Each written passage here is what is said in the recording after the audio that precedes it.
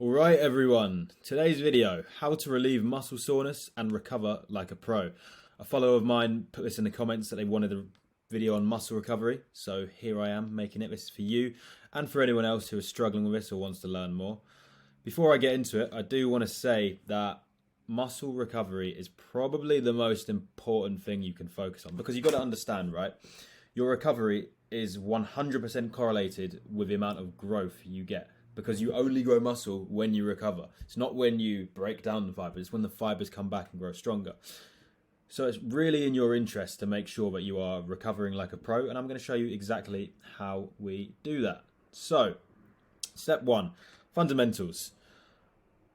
Good rule of thumb, 2 days on, 1 day off. You don't have to do this, all right? Some people like to do 3 days on. I don't believe in it. I believe 2 days on, 1 day off is a great way of doing it. You can get 5 sessions in a week if you want to, and that's all you're going to really need.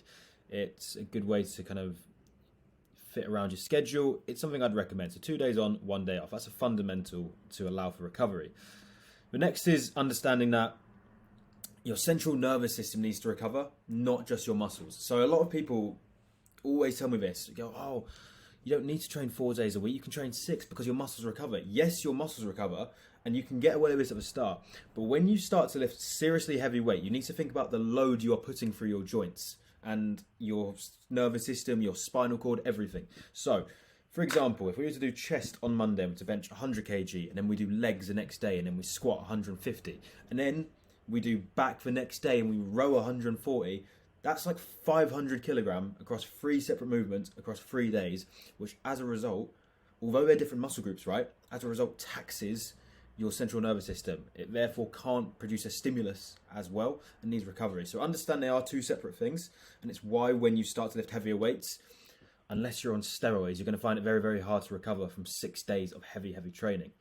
It's not just your muscles, which is why I recommend training 4 to 5 days per week. This is my recommendation because, like I said at the start, you're not producing enough force to kind of warrant training less. So you can get away with 6 days a week because you will recover quicker, but you will hit a plateau. We all know that. After 2 years, there will become a time where you're, not pushing up weight and you're like, oh shit, is this it? Do I need to take steroids now? Do I need to inject? The truth is, you just haven't quite figured out that you're overtraining. And it will take you as long as it takes you to figure it out. Or you can listen to me right now and just understand that you need to be training 4 to 5 days per week to warrant, proper recovery. You're going to be overtraining if you're doing any more, because once you lift that heavier weight, you're not giving your body the time to recover, and as a result, it's much harder to grow. So if you're getting that plateau and you're not seeing the growth you want, look at your training. Are you training too much? And a way to just make sure you're not doing this is train 4 to 5 days per week. I'm going to give you some splits in a second that you can just take. Honestly, they work the best, so do that. Next, 8 hours of sleep. So again, I always talk about this. When does muscle grow? Not when you have your fucking morning coffee, not in the gym, not when you eat, only when you sleep. There is a period of your sleep, around 20%, devoted to deep sleep. Now, if you were to work out 20% of 8 compared to 20% of 6, you would understand that 20% of 6 is much less considerably. So every time you pretty much get 6 hours sleep, you are putting yourself at a disadvantage because you're not getting the deep sleep you need in order to grow muscle. So prioritize 8 hours of sleep. It's the only thing you have to prioritize. And all you have to do is go to bed earlier. I have a video on sleep and what exactly you need to do. Understand it's one of the most fundamental parts of the whole process, and if you can get that right, you're sorted. So that's kind of the basics. And the next one, an organized split. So like I said, I don't want you training chest one day and then arms the next, because what happens when you train chest? You use your triceps, and then your triceps are the next day and they haven't recovered. Therefore, you can't produce the same stimulus. Your triceps won't grow as a result, and you're not going to allow for recovery. So we want an organized split. Unfortunately for you, I'm going to give you one on the next slide. So, training splits. Like I said, you want a split that allows enough recovery time between muscle groups. We don't do back and then train biceps the next day, because to train back, you must engage your biceps. You see what I mean? Therefore, understand that you need to split it accordingly, and don't be training the same muscle group so frequently. For example, there are muscle groups that are harder to recover. Your chest is one of them. You know that, because once you train chest and you wake up and you do that stretch in the morning, you feel it all here. It takes around 5 days for your chest to recover. So you training every 3 days is just shooting yourself in the foot, damaging the recovery process, and you're not going to grow muscle as a result. I have a really good analogy that I will use, and this is the best way to say it. Let's say you get a knife, right, and you slice your hand by accident, and then there's a cut. Okay. The best thing to do would be to put a plaster in the cut and let it heal. We let it heal for a week, and then we can use our hand again. However, let's say you want to keep using your hand, and you take the plaster off after 3 days, and you keep doing that. What happens? It gets infected, it takes longer to heal, and then it takes 3 weeks, 4 weeks, because you just couldn't wait a week. Do you see what I'm getting at? It's the same with muscle growth. Wait the week and you will get the quicker results. Because you have to ask yourself, what do you want? Muscle growth? So just understand that you have to do less. There's more. Less is more sometimes. It's quality over quantity. Unfortunately with bodybuilding, you can't just do more, because then we'd all be doing fucking 50 sets of bench, wouldn't we? It doesn't work like that. So allow yourself the recovery. And as a result, you'll grow more.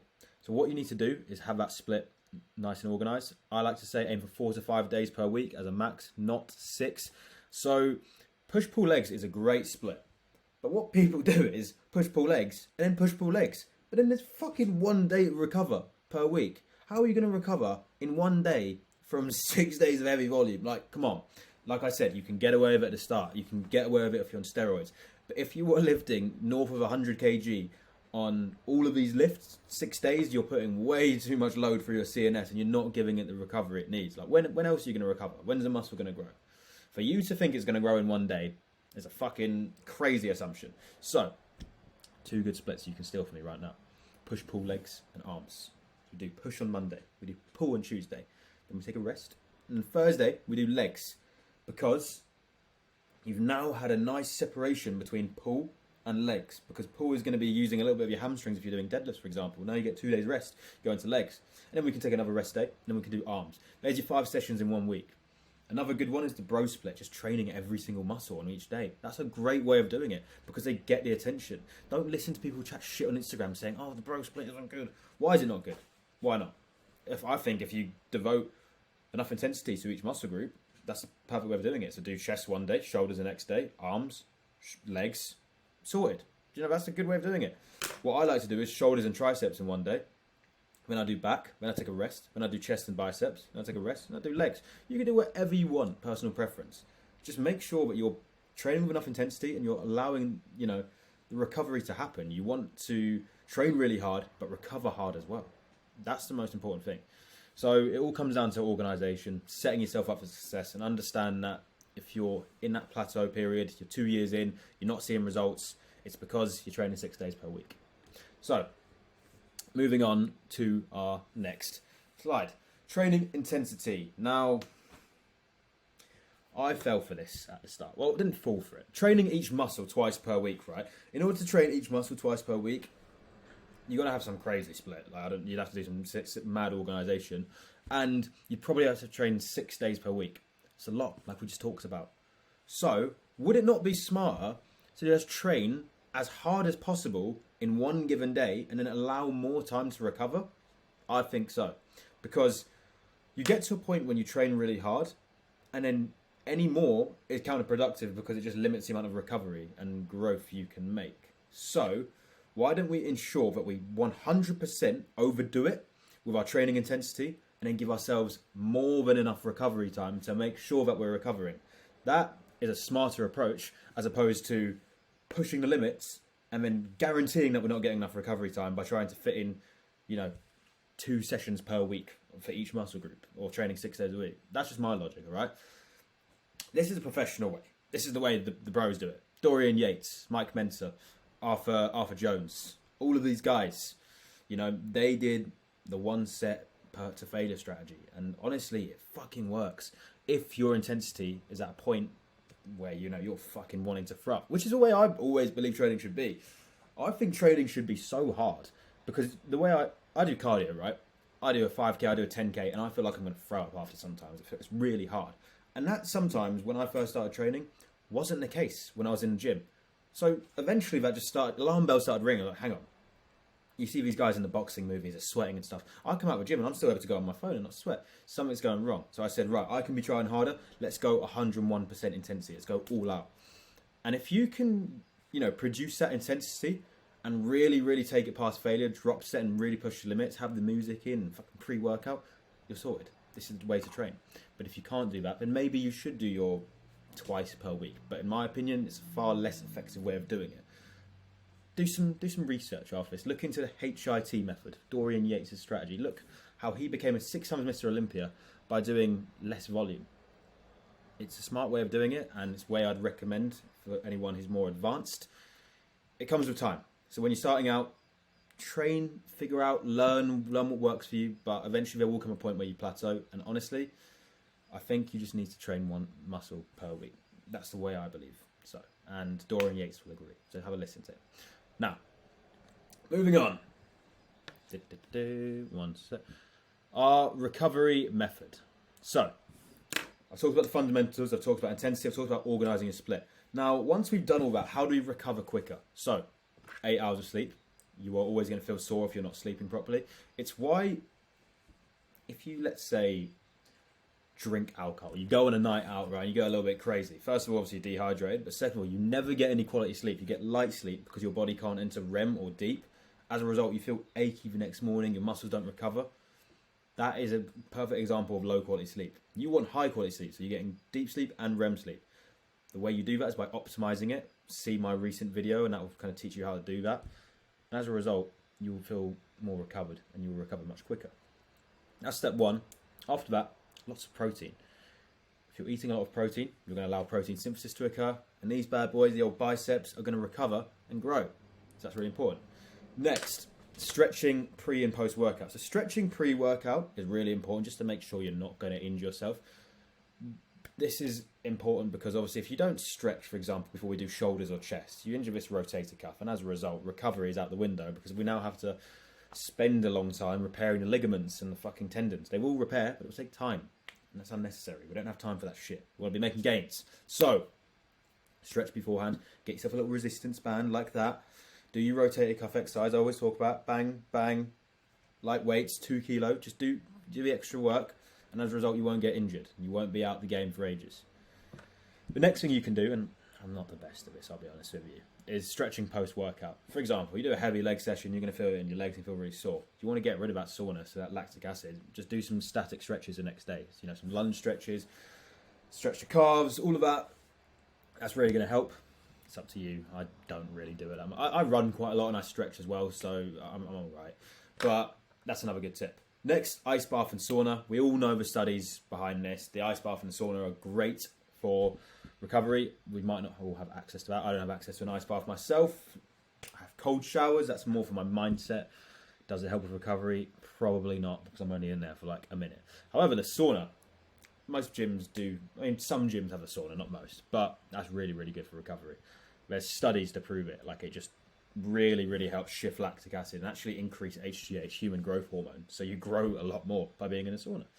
So if you've got those, use that to your advantage. Those tools are at your disposal. Use them for extra recovery. Be bigger than everyone else. The next point is listening to your body. So when we start, we always try and push it. More, because more gains, right? But you want to change that mindset that if you want more gains, you need to do the latter. You need to do the opposite. More rest. If you get more rest, and you, provided you obviously trained hard enough, right? If you've not been training and you just make an excuse for another rest day, you're an idiot. But if you've been training hard and like you've had one rest day, but then you go to train and you still feel a little bit lethargic, and not lethargic, right? But like sore, you getting that session in is good for discipline. It's good for a character trait because you always got to do the things you don't want to do. However, it is probably going to damage your growth. You are far better having the extra rest day and making sure that you're recovered and then training. That's how you grow very, very quickly. And it takes some time to learn because you need to learn, find out and understand yourself. Are you being a pussy or are your muscles actually recovered? And that's what you learn over time. I know myself pretty well and I can tell when I'm being a pussy, and like I don't lie to myself. I have a good relationship with myself and I understand when I'm recovered and when I'm not. And when I'm not, I will take 2 days off, 3 days off. It doesn't matter because I know in the long term, I'm going to grow more muscle. It's a long-term game, not a short-term. So make sure you understand you need to listen to your body. Next thing, deload weeks. So every 10 weeks, 2 months, especially if we're training, consistently to failure, we need to be taking deload weeks. Now, this is really important if you're doing the HIT method we talked about, where you're doing one set to failure. You cannot just keep pushing to failure and expecting a linear progression structure. It's not going to work because things can't just go up and up and up. You need to take a step back, to go 2 steps forward. That's the way. And we do that with a deload week, and it becomes very, very apparent. You know, your body tells you, because if you look at your logbook, you will notice that there will come a time after 2 months where the weight just doesn't go up. No matter what happens, it just doesn't increase, and we can't do anything about it. So what is a solution? Well, it's probably because you're overtrained, your central nervous system is just fried, and it needs a week off. So you take a week off, and guess what happens? You get fucking stronger. I guarantee you. I've done this so many times. I went skiing last year in April, right? Didn't train for a week, and I think I left it a week and a half. I came back to the bench press, and I lifted more than before. That simple. Why? Because I'm so fresh. I allowed my body to recover. And that's what you need to understand. 1 step backwards, 2 steps forward. Recovery is how you grow. Next, active rest days. So I think we can all agree after a gruesome leg day, the legs do not feel good. It's almost impossible to sit down, walk down the steps, you know, anything. It just hurts. Active rest days do help. So sometimes doing a little bit of cardio, you know, something light, like on the bike, you know, a bit of cycling, maybe a little 5K run, actually does help with recovery, provided it's not your fucking like shin splints. So I've got really bad ankles at the moment. That's nothing to do with like muscles though. But I always feel that my quads feel more recovered after going for a run the next day. It's just because we're shifting lactic acid, we're getting a little bit of oxygen into the muscle. It's pretty useful. So make sure you're kind of staying active on your rest day, doing some cardio. You can use that as a good time to do some stretching and really, you know, like massage gun or foam roll in the certain areas where you're feeling a little bit less recovered and a bit sore. And even train some abs. You know, it's never going to hurt you to train abs. You always want to have some clean, defined abs. So it's always in your interest to do so. And it really does help, you know, your whole routine and your life, exercising every single day. So we want to make sure that even on our rest days, we're putting in the work. Foam rolling, massage guns, again, really useful. You can buy them online. Some gyms have them. Another really good way.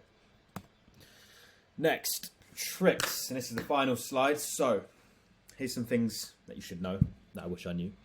Avoid alcohol where possible. We already talked about this at the start of the video. It damages recovery because it destroys your sleep, dehydrates you. It's a cocktail of things you should not be doing for your body. So we all understand that. Next, optimize sleep. Whole video on this, but you need to make sure your sleep is high quality, because if you're getting more deep sleep, you're going to grow more. Even REM sleep. REM sleep is what resets your brain, new ideas, new memories. So if you're not getting high quality sleep and you have brain fog in the morning, it's probably why you're not growing as much muscle. Next, supplement stack. Omega-3s, good for muscle growth. Vitamin C, immune system. Vitamin D, testosterone, muscle growth. Zinc, magnesium, ensure high quality sleep. All of those correlate with every single point I have made. Therefore, you should be taking them. There is not more that you need to take. You don't need to take a multivitamin because you're probably getting all the foods anyway. Creatine helps, but it's not really going to directly help with recovery, just help lift it more. So this is your bread and butter. I'll be taking this every morning. Omegas, vitamin C and D, zinc, magnesium. Those are the important ones. You can take all of them. They're not going to hurt you. But if you want some important ones, take them. Again, I'm going to say it again. Know when you need to take a rest day. If you are sore, do not train. That's simple. And also understand that just because you're not sore doesn't mean you're not recovered. Say you smash a session and when your chest is fine the next day, oh, let's train chest. No. You still got to understand that we stick to a kind of SOPs, standard operating procedures, 2 rules. 1, 2 days on, 1 day off. And 2, we train each muscle once per week, unless you're obviously getting started.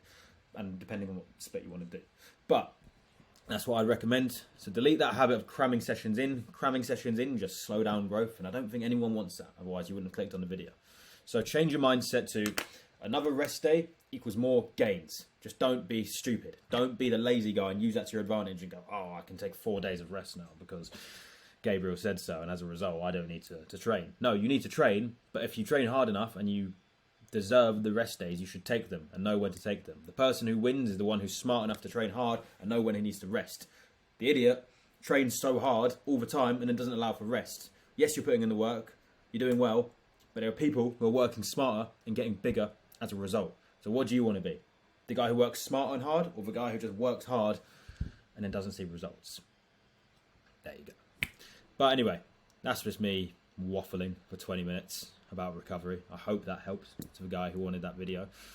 To anyone else watching, There's your 20-minute masterclass from recovery. So steal this, use all the tips, and I hope that served you well. But anyway, today's video over and out, and I will see you on the next one. Cheers.